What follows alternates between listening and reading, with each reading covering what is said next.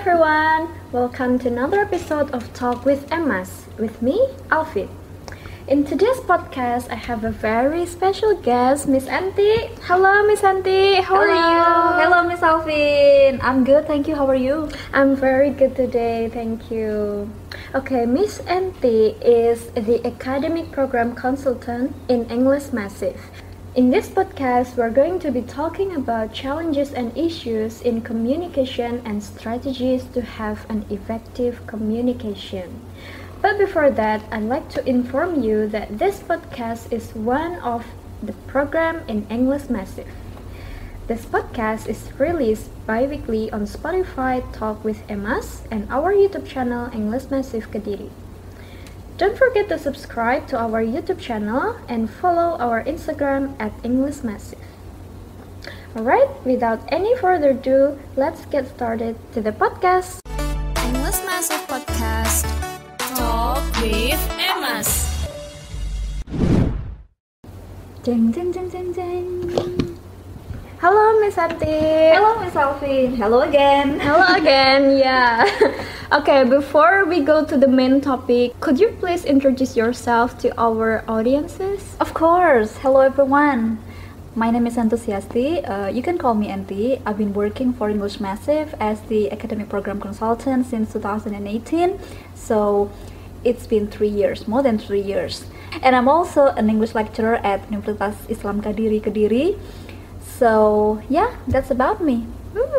So besides an academic program consultant in EMAS, you're also a lecturer in the university in Kediri? Yes, I'm currently working as one of the faculty member at the Faculty of Teacher Training and Education at Uniska Kediri. Wow, that's amazing. Okay, thank you, Miss Anti, for your Okay, thank you, Miss Anti. Okay, everyone. Before we discuss the challenges and strategies to have an effective communication, I'd like to explain the meaning of communication. So, communication is the exchange of information or passing of information, ideas, or thoughts from one person to the other person. And communication can be vocally or using voice, written or using printed or digital media such as websites, blogs, books, magazine, etc. And visually using application, maps, logos or graph, or maybe non-verbally using body language, tone, the pitch of voice, and gestures. It's a very good definition, by the way, because it covers all aspects of communication, both spoken, written, verbal, non-verbal type of communication. Yeah. And according to McFarland, communication specifically is the process by which meanings are perceived and understandings are reached among human beings. So it's the exchange of information and the meaning or understandings are reached by others, right? Okay. Beautiful. As a human, we communicate every day with our friends or families and our relatives, right? However, it doesn't mean that we can communicate effectively with them. Right. Sometimes we face misunderstandings among each other, right? Yeah. So, do you think that having a good communication skill is important for us? Absolutely, Miss Alfin. And that's a very excellent question because, as you said earlier, because we do communication on daily basis, we tend to think that, okay, we can do this. It's an easy thing because we do it like every day. But in fact, communication can be challenging for most of us, even for those who have practiced it every day, whether it's in casual setting with friends or family, or in business or more formal setting, for example, in conference, in business meetings, etc. So I guess to answer that question, whether or not it's important skill, the answer is, of course, it is definitely one of the most important skills that we should have, especially in 21st century. There are 4 important skills: communication, collaboration, creative thinking. So the answer is simply yes. Okay, thank you, Miss Hanti. Sure. Okay, because communication is essential, so of course we need to learn the communication skill, right? Yeah, yeah. Communication is really essential for us. It's very important in our life. And I think it's not different with other skills like speaking skills and reading skills, swimming skills. Exactly, yeah. Yeah, that's kind of skill. So we need to practice a lot to master the skill, right? I should say yes, I agree with that. Because just like what you said, similar with other life skills, like what you mentioned, speaking skills, reading skills, swimming skills, driving skills, all those type of skills needs practice. And I believe that by having good strategy, by knowing, by learning good strategies in communication, we can be trained to be a better communicator.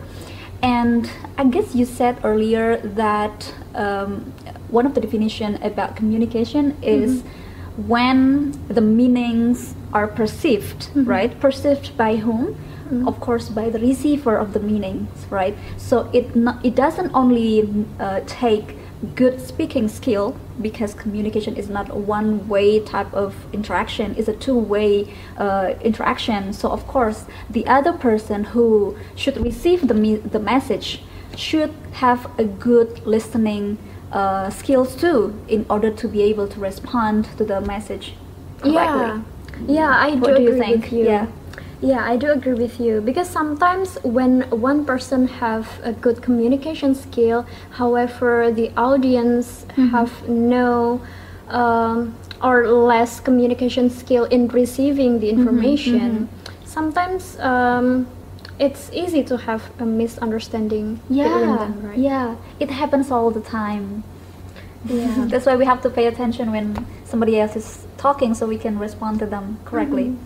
And talking about misunderstanding, as a human, like I said before, we need to communicate with others and discuss something with people around us, right?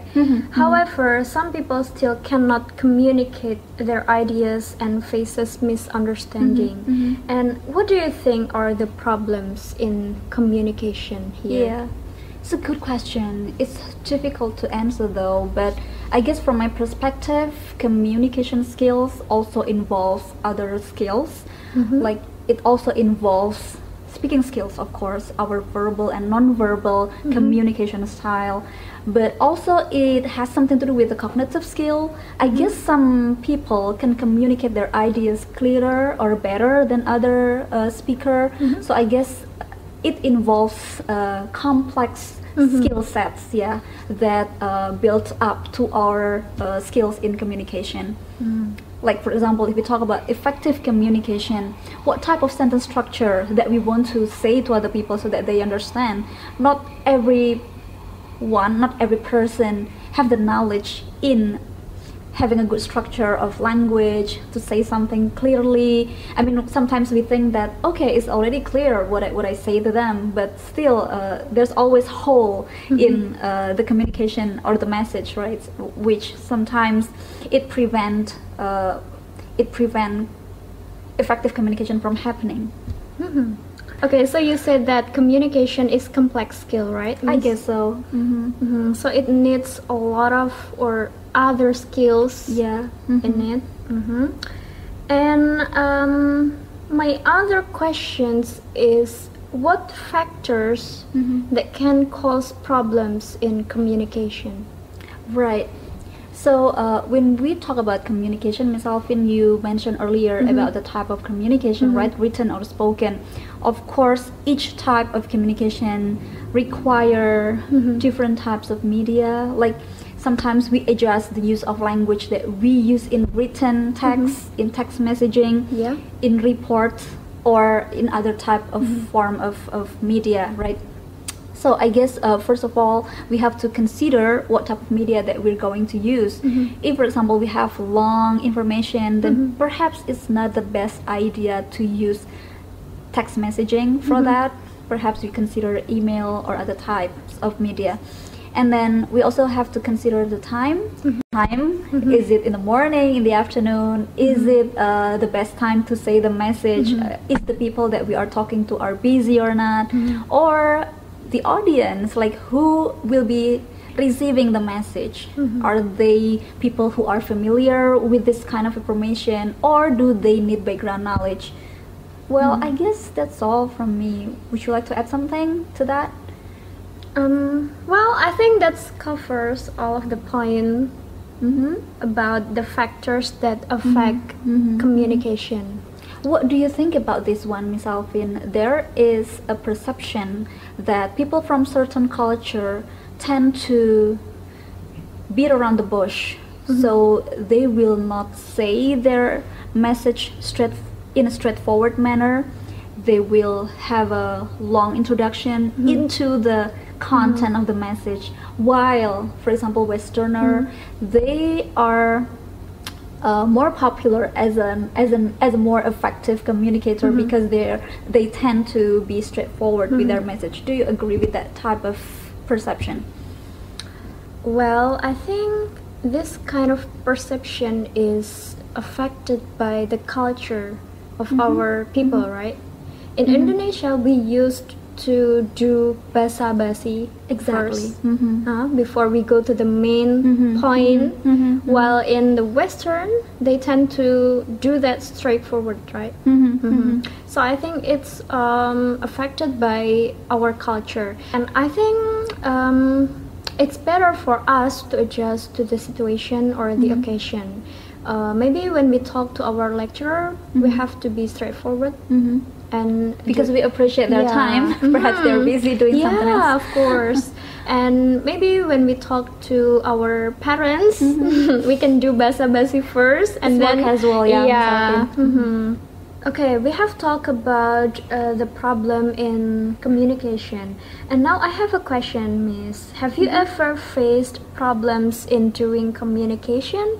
Because as I know, you're a good communicator. I'm not. You're a lecturer, so of course you can do better than me, right? I hope so. But I don't think that I'm a good communicator, Miss Alfin. I'm still developing my skills in communication, but thanks to God, I used to be a very introverted person, very calm and quiet person. I will not talk to somebody, unless they speak or ask me.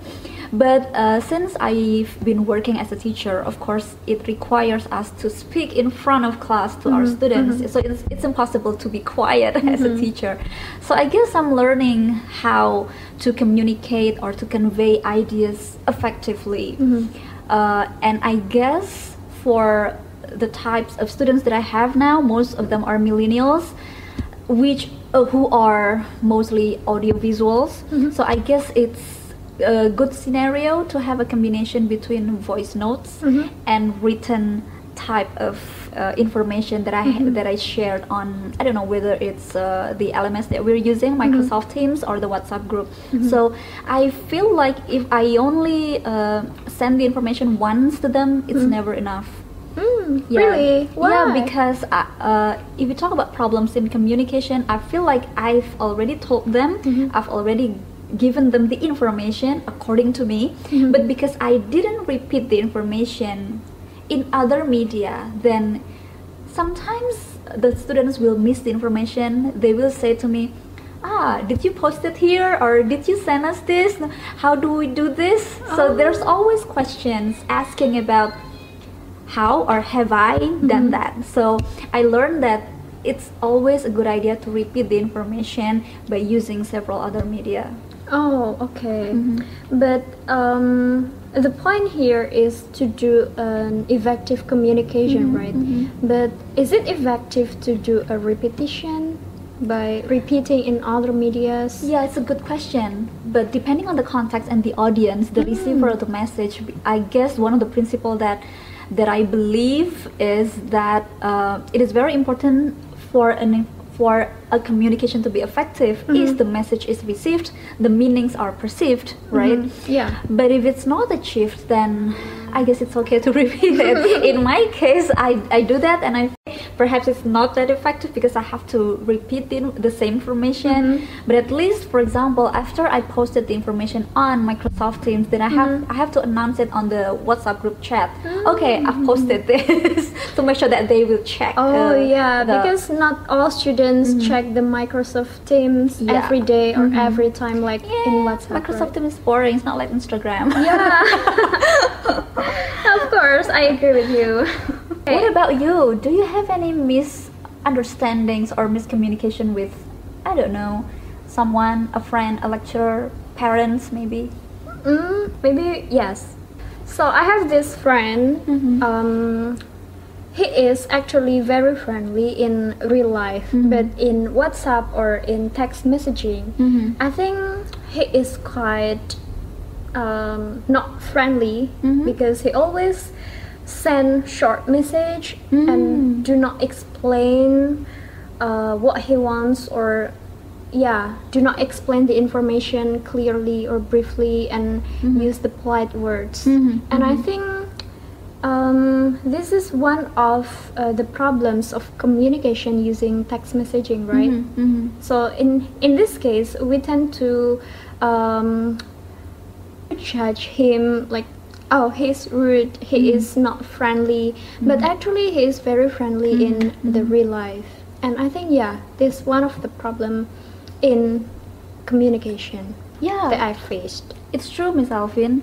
Written communication is more challenging because it doesn't have tone, pitch, intonation. We don't know if the person sometimes is asking question, giving a confirmation, or that's true. Is he or she saying that in a friendly manner or not? That's true. That's what I mean, miss. Yeah. Okay, now do you have tips or strategies to communicate effectively for the audiences, and maybe for me, because I'm still learning how to communicate effectively? I'm still learning too, but I guess I remember from an article and the video that we discussed in class that there are several factors contributing to fear in public speaking or anxiety in speaking. One of the factor is physiology. We will tend to perspire, for example, or blush, or our hands are shaking when we feel anxious. So the way to reduce that is, for example, if we feel like we are trembling or our hands are shaking, then we can try to use a big broad gesture in order for the trembling thing go away. That's one of the factor, physiology. And then we also have this psychology or negative thoughts or negative feelings or emotion about how we will perform our speaking, right? How will other people judge us? How will they see us? So those negative feelings will add up to our anxiety also. Another factor that I remember relates with the situation or condition in which we will tend to be more anxious when we speak to new audience, for example, or if we speak in an important occasion, for example, in a conference or in a business presentation where we pitch our proposal to other people, and it will, decide whether or not we are successful with the proposal. I think so. When we have a business presentation or important speech, we tend to be more anxious because I think there is more pressure. True. Yes. Yeah, there is more pressure in it, and sometimes we think that we have to be a good performer, and sometimes we have to look professional, and that will make us more anxious, right? Yes, because people will judge not only from the content of our presentation but also how we look. Yeah, that's true. And I think it's totally different with daily communication, right? When we talk to friends, when we talk to our family, we tend to be more relaxed. Yeah, relaxed and less anxious. Right. Yes. And maybe actually we can apply apply communication in this situation? Right. I think it's important to bring this mentality that we are speaking to people that we already know to a situation where we have new audience that we are not really familiar. Because actually we are doing the same thing. We are speaking and we are talking to them, right? Yeah, that's true. Well, do you have other thing that you would like to share, Miss Alfin, related to how to reduce speaking anxiety? Maybe I have this one thing.